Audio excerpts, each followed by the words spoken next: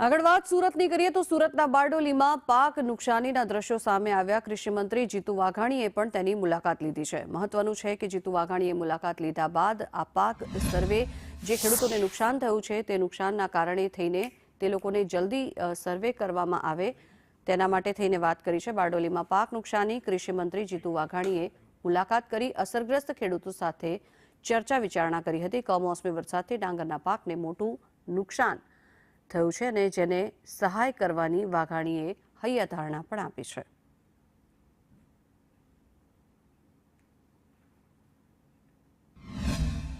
તાપી પણ જઈને આવ્યા છીએ ભાઈ નરેશભાઈ ને રમેશભાઈ અમારા મંત્રીશ્રીના આ વિસ્તારના લોકપ્રિય ધારાસભ્ય પૂર્વ મંત્રી ભાઈ શ્રી ઈશ્વરભાઈ પણ સતત અમારી સાથે સંપર્કમાં હતા।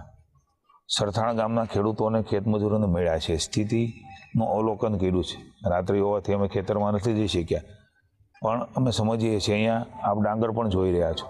રાજ્યની ભૂપેન્દ્રભાઈની સરકારે ખેડૂતોના વહારે તમામ રીતે ઊભી રહેવાની છે, કારણ કે અસહ્ય અને અસાધ્ય સ્થિતિ કહી શકાય, અસાધારણ સ્થિતિ કહી શકાય। આ પ્રકારની વ્યાપકતા 15,000 ગામોથી પણ વધારે, લાખો હેક્ટર, કદાચ 40 લાખ હેક્ટરથી પણ વધારે પ્રાથમિક અહેવાલ જે મળે છે એ પ્રમાણે અસર છે સમગ્ર રાજ્યમાં।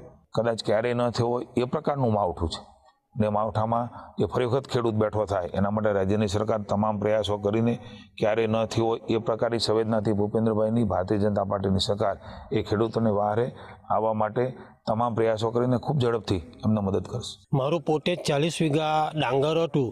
મારું 40 વીઘામાંથી લગભગ મને મારો ખર્ચો બી નીકળી નહીં શકે એવી પરિસ્થિતિ અત્યારે હાલમાં મારા ડાંગરની છે।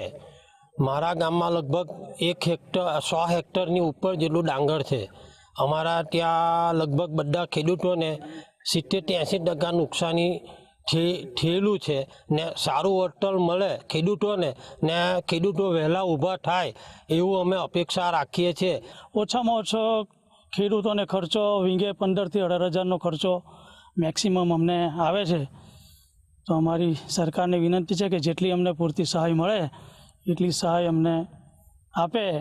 ગામમાં અંદાજિત તો 100 એકર ઉપર તો સાહેબ હશે જ। હા, કારણ કે બધું આજુબાજુ ટોટલી તમે અહીંથી જ્યાં નજર મારો ત્યાં સુધી તમને ભાત જ દેખાશે।